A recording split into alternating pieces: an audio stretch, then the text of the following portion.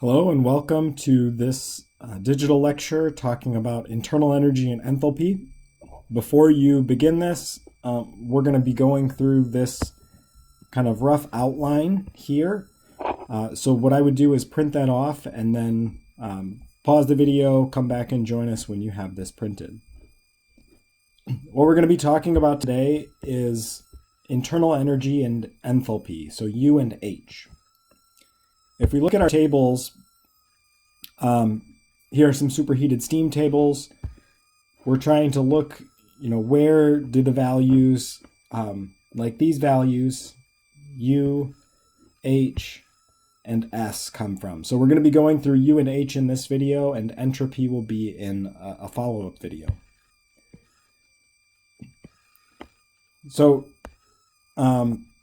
we have already gone through how pressure, volume, and temperature are related, right? These are simply PV equals RT would be the ideal gas law, or PV equals ZRT would be a kind of more realistic gas law, which uses the compressibility factor in order to estimate kind of real gas interactions. So this takes non-ideal behavior into account.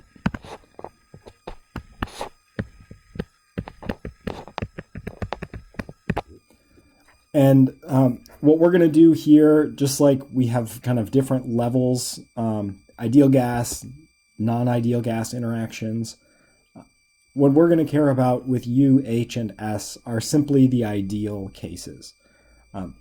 We'll talk a little bit about where things deviate from that in non-ideal cases, but we're mostly going to care about ideal.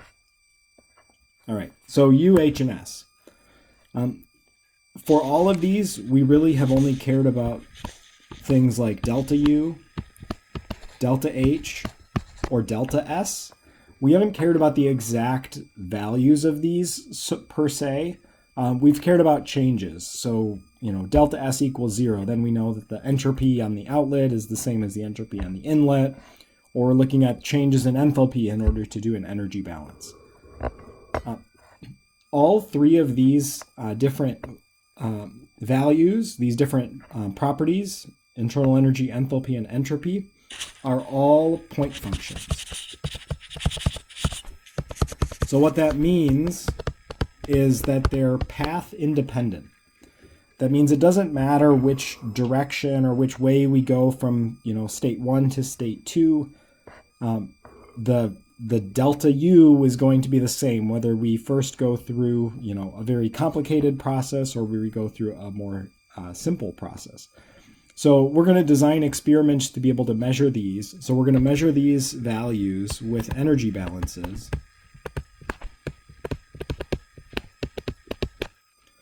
along an easiest pathway. So let's see how that works.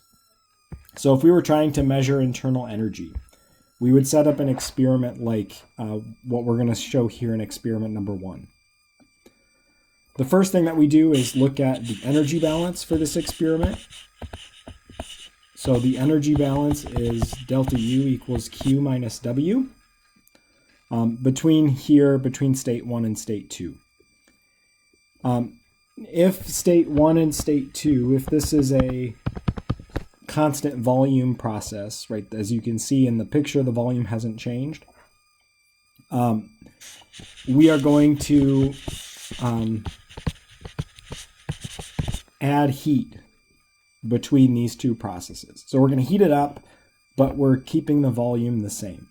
The reason we're doing that is W12 is the integral of P dV. And if we're keeping volume the same, if volume is not changing, then that simply equals 0. So what we can do in our experiment is we can measure the heat input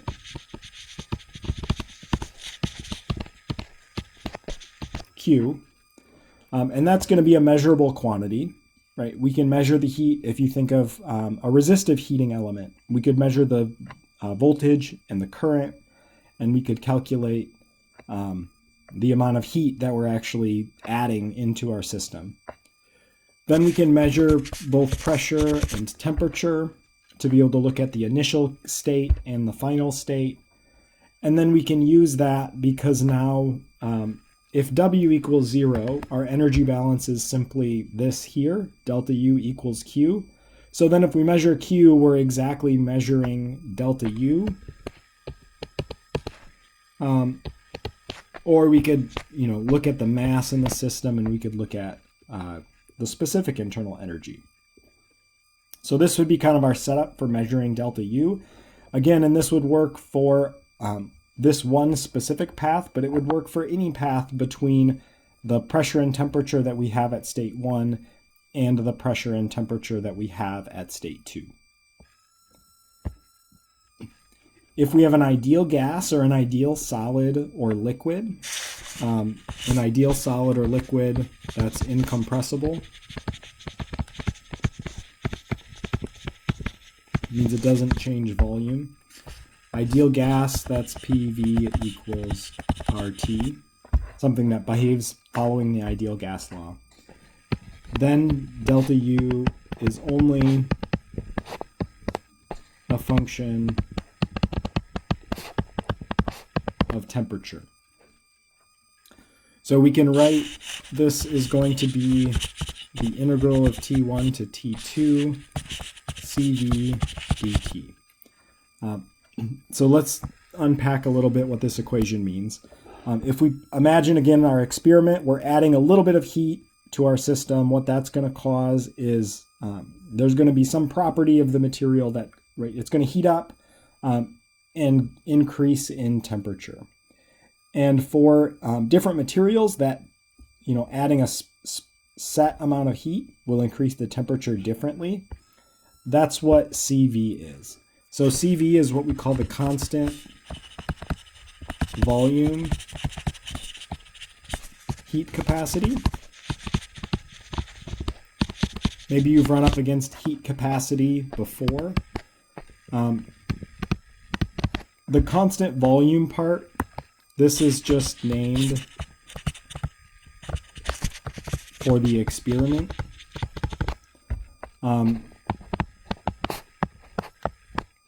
Essentially, as we're going to use it again for an ideal substance, we can just use that for delta U. Delta U only depends on temperature. It doesn't depend on pressure. Again, if we go back to our tables to see a little bit how that works out, I can go to the right section. We can see a little bit how that works out. If we look at two different pressures, a place we're at relatively low pressure here, 50 kPa and 10 kPa. My apologies, my pen is not drawing in the right place. If we look at the internal energy U as we change pressure from 10 to 50, we see essentially no change. Okay, a little bit of a change, we change by 0.1. If we go to a place where we're not, we see similar types of behavior with delta H, where H is only really dependent on pressure, or on temperature rather. If we go to a place like down here at 100 degrees, we are no longer quite as high of temperature, so we should have more, say a different compressibility factor. Our compressibility is no longer exactly 1. It's maybe going to be 0.98. We start to see a little bit of an effect of pressure, but not very much. Certainly not as much as what we see with temperature. If we go further from ideal, we go to really high pressures and low temperatures, then we start to see the effects of pressure. So this assumption that internal energy only depends on temperature is true to a point. As you're an ideal gas, it is exactly true. As you start to deviate from ideal gas behavior, as your compressibility factor deviates from 1, then it no longer becomes true. All right, so let's go back to our notes. Let's think of a second experiment, experiment number 2. Again, if we start with the same energy balance, right? There's our energy balance, delta U equals Q minus W. If we're trying to look at, in experiment number 2, if we're trying to look at delta H, we know a little bit about delta H. So delta H is going to be delta U plus delta pressure times volume plus delta PV. We could use the chain rule to be able to actually kind of pick that apart. We'll do that in a second. But if we did a constant pressure experiment, we know something about work again. We know work is equal to the integral of P dV. So if pressure is constant, this is simply P delta V, right? Because pressure we can pull out of the integral if it's a constant. And then we can also write this delta PV simply becomes P delta V as well. Because again, if the pressure is not changing, we can pull it out of this delta function, out of the difference function. Okay, so for constant V, for our constant pressure experiment, we could measure, do the same thing. We could add a little bit of heat, measure Q12.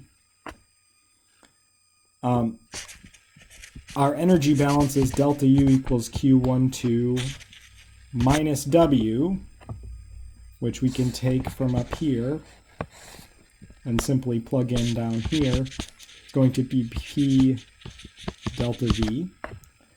So Q, if we rewrite this equation, Q equals delta U plus P delta V. So again, we can measure Q. Q is a measurable thing here. And then this side, the right-hand side, is delta H in disguise. So we can set up this experiment. We can do a constant pressure addition of heat to our gas. If we can measure the amount of heat that we're putting in, we're measuring delta H. Same kind of thing applies as, we're going to put a little bit of heat in, and that's going to cause a temperature change. We can measure kind of how much heat it takes to cause a certain temperature change, like how much heat does it take to give us a 1 degree temperature change. And that gives us a heat capacity. It's going to be a little bit of a different heat capacity, but kind of the same form. So the difference is going to be, we'll call it Cp instead of Cv. And we'll say delta H equals the integral of Cp dt. So Cp is the constant pressure heat capacity. Again, it's named after the experiment, not exactly after, right? You don't need a constant pressure process to be able to use this equation. This is simply used for delta H. Delta H is only a function of T, and then we'll write for ideal gases / solids / liquids. So for an ideal substance, then it's only a function of T. When we start to have non-ideal effects, then we start to have some more things that we would have to take into account. So, all right, in summary, Cp and Cv are going to be the same value if you're a solid or a liquid. They're going to be exactly the same value for an ideal solid or an ideal liquid. So there's going to be no difference in delta H and delta U if you're a solid and a liquid. There is going to be a difference if you're a gas. So if you're a gas, if you're an ideal gas, Cp equals Cv plus R, which is the gas constant.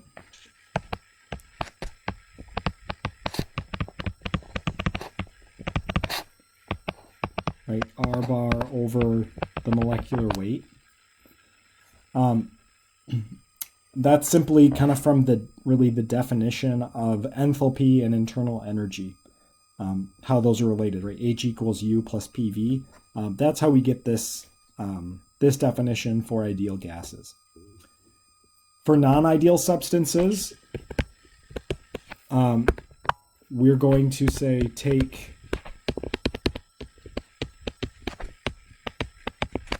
Engineering 376,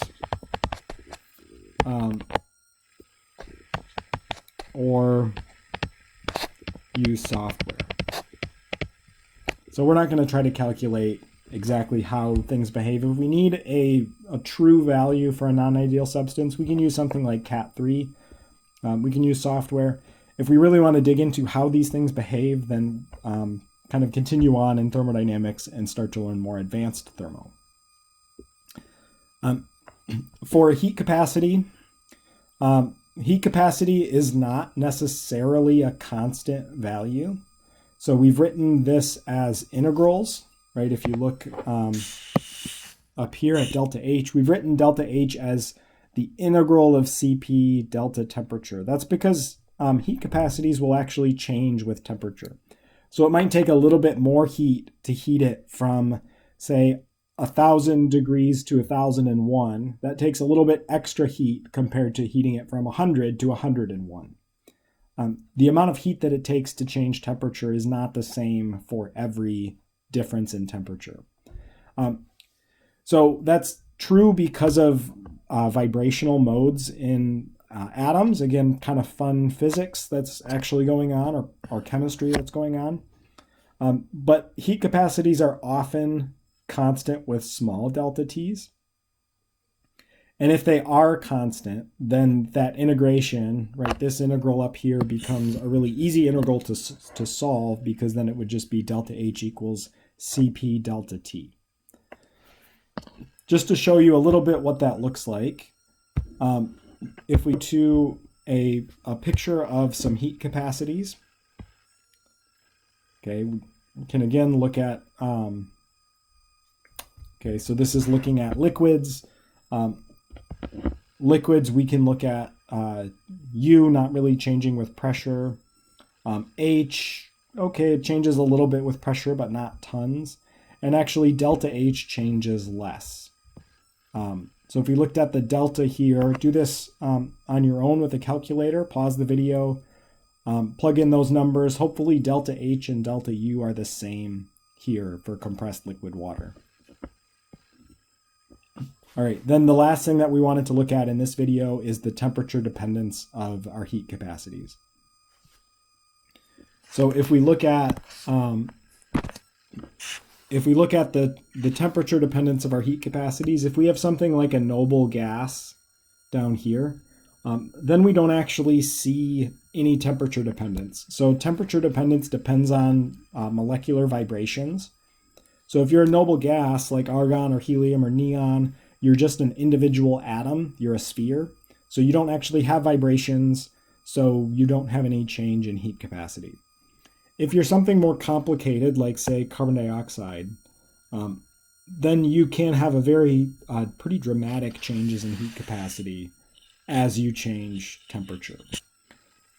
Most things, though, at least in a relatively small range of temperatures, these don't change dramatically.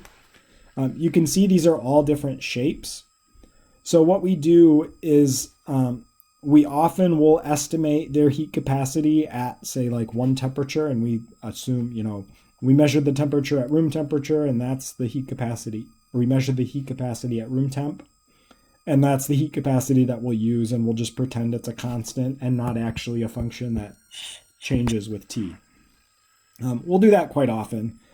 It's going to be a rough idea of what the heat capacity is. It will give us close to the right answers. Another way that we can do that is we can actually fit one of these functions, this data set, we can fit to something like a polynomial. So if you look at the handout that you have on heat capacities, on the back side of that is coefficients of polynomials, which are basically just fitting these curves. So you can fit any curve as long as you give yourself a polynomial with enough terms. That's essentially what we're going to do. We're going to give ourselves just a relatively large polynomial. Polynomials, luckily, are easy to integrate. So even if we are trying to get kind of that more accurate, we're trying to model how some of these things are changing with t, we're going to be able to do that fairly easily. There's a second video on this with an example problem. We're going to do it in the homework, but if you want to see a worked example of how to do that integration, there will be a video on that as well. So that's all of our discussion today about internal energy and enthalpy. Watch the next video for a discussion of entropy, delta S, and go and look at that video of temperature-dependent heat capacities if you need help as you're going through the homework.